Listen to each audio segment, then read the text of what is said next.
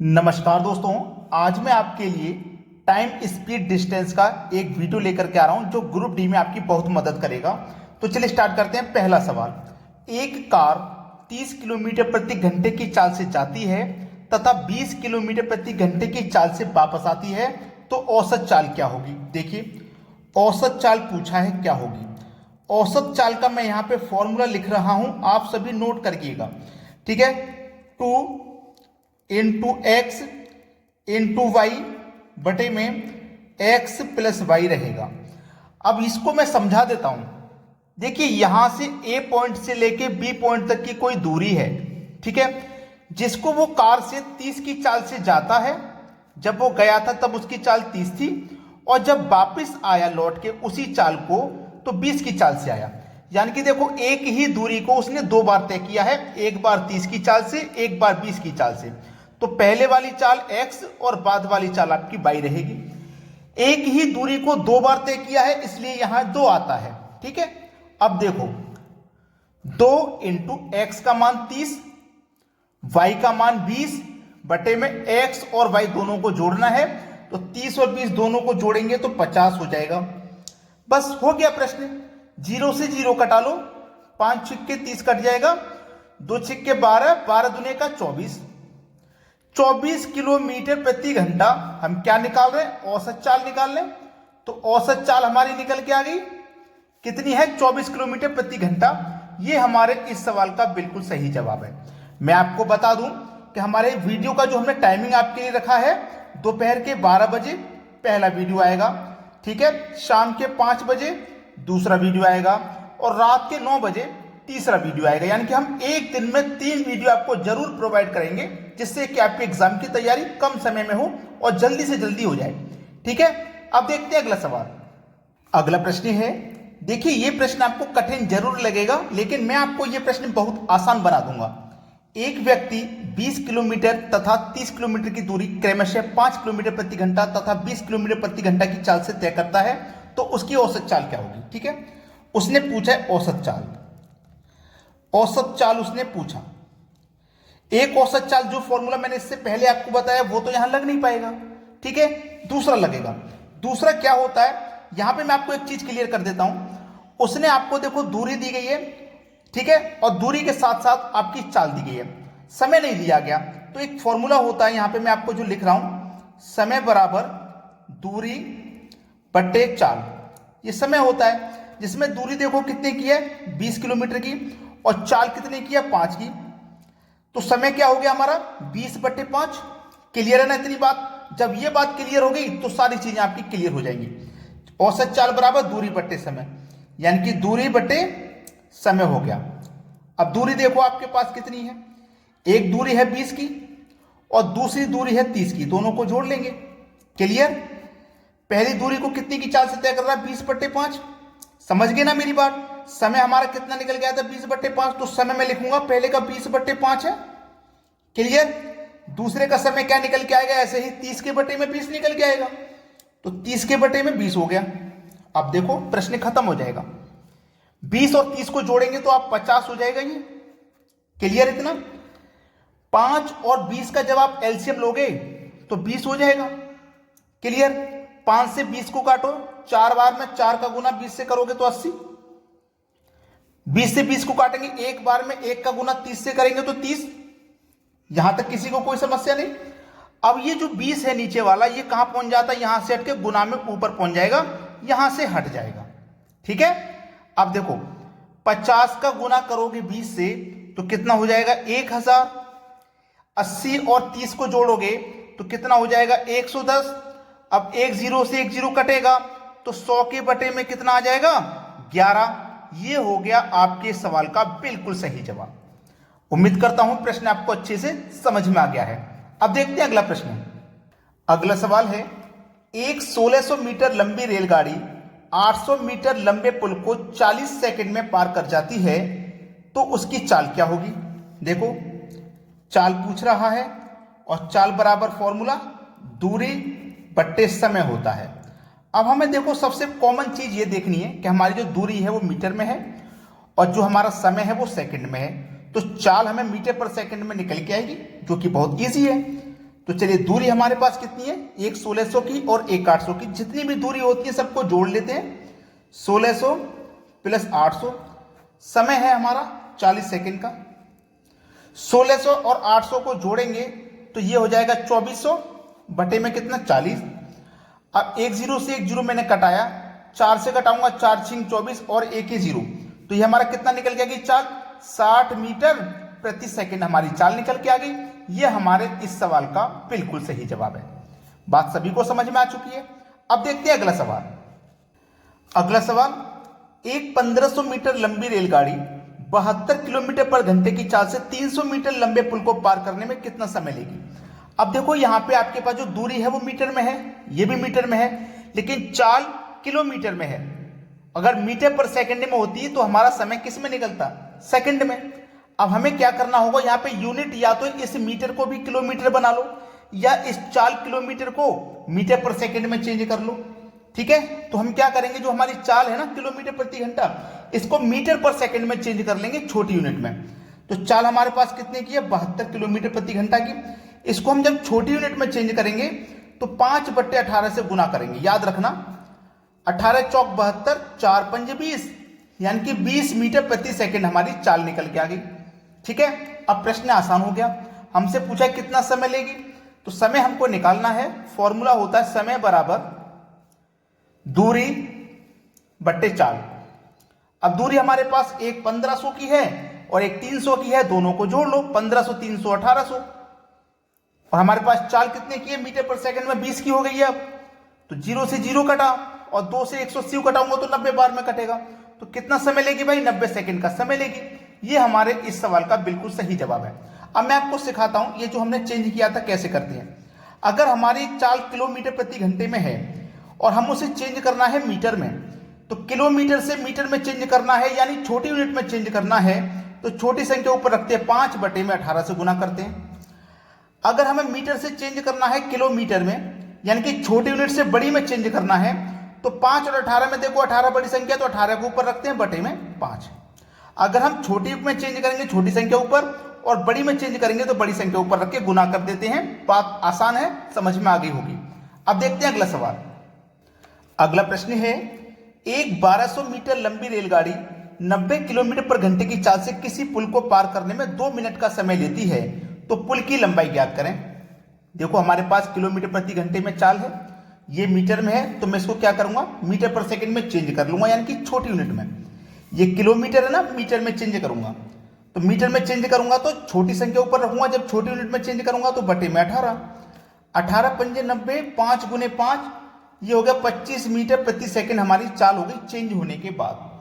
हमें क्या पता करना, लंबाई। लंबाई मतलब दूरी। तो दूरी बराबर क्या फॉर्मूला होता है, दूरी बराबर होता है चाल गुने समय। अगर ये फॉर्मूले आपको याद नहीं है ना, तो आप साथ के साथ नोट कर लिया करें। चाल देखो हमारे पास कितने की निकल के आई, 25 की।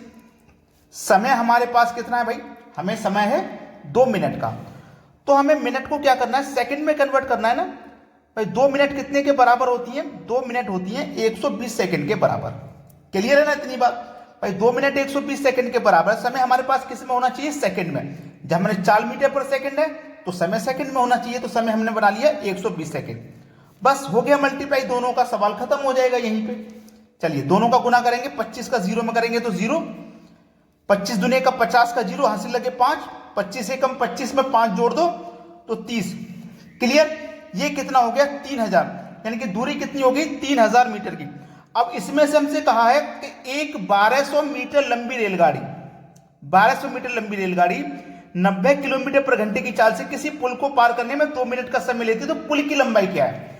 अब इसमें आपकी पुल की लंबाई और रेलगाड़ी दोनों की लंबाई है। इसमें से हम क्या करेंगे, जो रेलगाड़ी की लंबाई है उसे माइनस कर देंगे 1200 को, तो बचा कितना 1800। उस पुल की लंबाई जो हमें पता करनी थी वो 1800 मीटर है। ये हमारे इस सवाल का बिल्कुल सही जवाब है।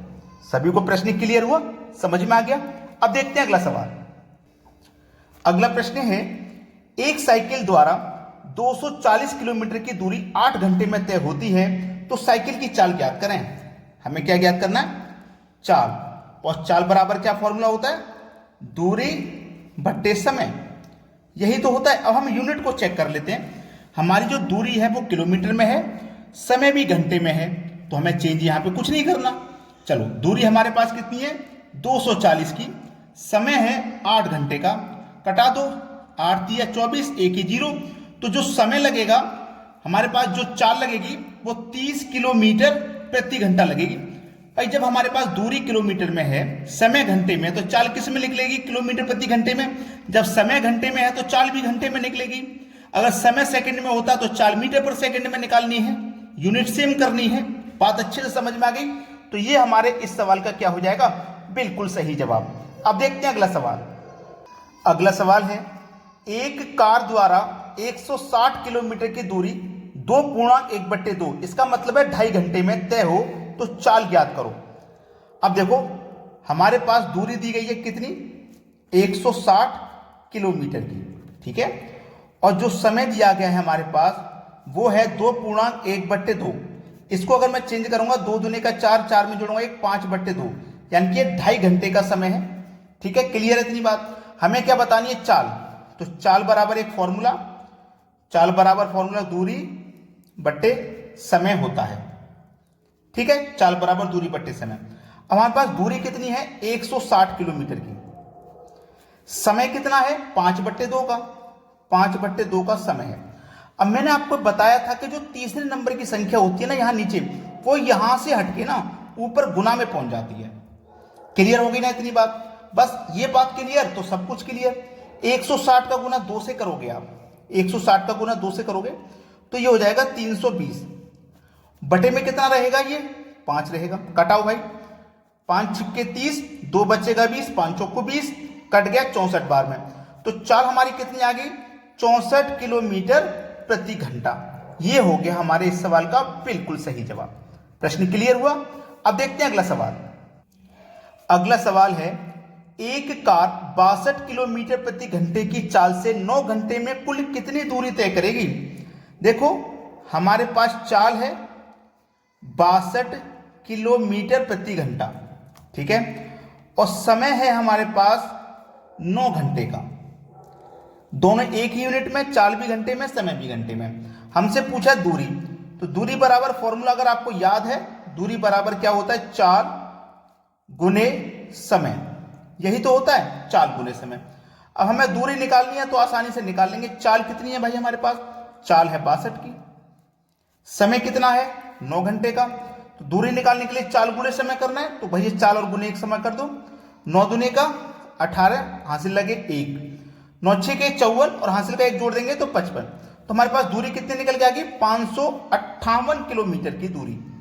ये हमारे इस सवाल का क्या हो जाएगा, बिल्कुल सही जवाब। भाई देखो जब चाल किलोमीटर में है, समय घंटे में है, तो दूरी भी किलोमीटर में निकलेगी। समझ में आया ना। अब देखते हैं अगला सवाल। अगला सवाल है, एक कार 40 मीटर प्रति सेकंड की चाल से 2 मिनट में कुल कितनी दूरी तय करेगी। बहुत अच्छा सवाल है। देखो हमारे पास जो चाल है वो 40 मीटर पर सेकंड में और समय 2 मिनट का है, तो हमें दूरी बतानी है। चलिए अगर मैं चाल की बात करूं तो चाल हमारे पास 40 मीटर प्रति सेकंड में है, सेकंड में, और जो समय है हमारे पास वो कितना है 2 मिनट का। तो ये जो 2 मिनट का समय है, जो 2 मिनट का समय है, जब मेरे पास चाल सेकंड में है तो मिनट को भी सेकंड बनाऊंगा, तो 2 मिनट का मतलब हो जाएगा 120 सेकंड। मैंने इसको भी सेकंड में चेंज कर लिया। अब दूरी बतानी है तो दूरी बराबर फॉर्मूला लगा दो, दूरी बराबर चाल गुने समय, ठीक है। अब देखो चाल हमारे पास कितने की 40 की, समय हमारे पास 120, बस दोनों का मल्टीप्लाई हो जाएगा, 1 0 2 0 आ जाएंगे लास्ट में, 12 चौकू 48। तो हमारे पास दूरी निकल के आ गई 4800 मीटर। हम दूरी ही तो निकाल लेते, दूरी कितनी निकल के आएगी 4800 मीटर। ये हो जाएगा हमारे इस प्रश्न का बिल्कुल सही जवाब। अब देखते हैं अगला सवाल। अगला सवाल है, एक व्यक्ति 4800 मीटर की दूरी 24 मीटर पर सेकंड की चाल से कितने समय में तय करेगा। समय पूछ रहा है ना, तो समय बराबर फॉर्मूला लगा दो, समय बराबर दूरी बट्टे चाल। अब देखो दूरी कितने की है आपके पास 4800 की, मीटर में है, चाल आपका मीटर पर सेकंड में है, तो चेंज कुछ नहीं करना इसमें, बस हो जाएगा 24 से 2 बार में 48 कटेगा और 2 0 यानी कि 200 सेकंड। तो समय आपका सेकंड में निकलेगा सीधा सीधा, ये हो जाएगा आपके इस सवाल का बिल्कुल सही जवाब। अब देखते हैं अगला सवाल। अगला प्रश्न है, दो कार की चाल का अनुपात 4:5 है, तो समय का अनुपात क्या होगा। देखिए, ये पहली कार हो गई और ये दूसरी कार हो गई, इनका जो अनुपात है वो है 4:5। ये किसका अनुपात है, चाल का। ये है दोस्तों चाल का अनुपात, ठीक है। और मैं आपको बता दूं, चाल का जस्ट अपोजिट होता है समय का अनुपात, जस्ट अपोजिट। तो अपोजिट में क्या हो जाएगा, 5 पहले आ जाएगा, 4 बाद में। तो समय का अनुपात हमारा कितना हो जाएगा, 5:4। बस ये हमारे इस सवाल का बिल्कुल सही जवाब है। उसने हमसे समय का अनुपात पूछा था, समय का अनुपात हो जाएगा 5:4। ये आसान है, जब दो चाल हों, जब दो चालों का अनुपात हो तो उनका अपोजिट हो जाता है। अगर 3 रहेगा तब कैसे अपोजिट होगा, उसे भी देख लेते हैं। अगला सवाल है, 3 साइकिल की चाल का अनुपात 2, 3, 5 है, तो समय का अनुपात बताइए। देखो, ये पहली साइकिल, ये दूसरी साइकिल और ये हो गई तीसरी साइकिल। इनका जो हम अनुपात निकाल लें वो दिया गया हमारे पास 2, 3 और 5। ये किसका अनुपात है, चाल का। और मैंने आपको क्या बताया, चाल का जस्ट अपोजिट होता है समय का अनुपात। अगर केवल 2 ही चाल के अनुपात होते तो मैं पलट लेता ऐसे, लेकिन यहां 3 है तो कैसे करूंगा। 3 है तो आपको करना क्या, पहले वाले को छिपा लेना है, बात दोनों का मल्टीप्लाई करके लिखना है। पहले को छिपा लिया, 3 पंजे 15, तो यहां 15 लिखेंगे आप। अब दूसरे को निकालना है, दूसरा छिपा लिया, 2 का और तीसरे का मल्टीप्लाई करो, 2 और 5 10। अब तीसरे का निकालना है, तीसरे को छिपा लिया, इन दोनों का मल्टीप्लाई करो, 2 3 6। यानी कि जिसका निकालते हैं ना उसको छिपा के दूसरे का मल्टीप्लाई करके लिख देते हैं। अब हमारे पास समय का अनुपात आ जाएगा 15, 10 और 6। ये हमारे पास समय का अनुपात रहेगा। जब 3 अनुपात हो, 4 हो या 5 हो, निकालने का यही तरीका है। लेकिन जब 2 होते हैं तो बस इंटरचेंज हो जाते हैं आपस में। तो हमारे इस सवाल का जो सही जवाब हो जाएगा वो यही हो जाएगा। बस आपसे रिक्वेस्ट है कि वीडियो पसंद आया है तो लाइक और शेयर नहीं रुकने चाहिए वीडियो पे। ठीक है दोस्तों, धन्यवाद।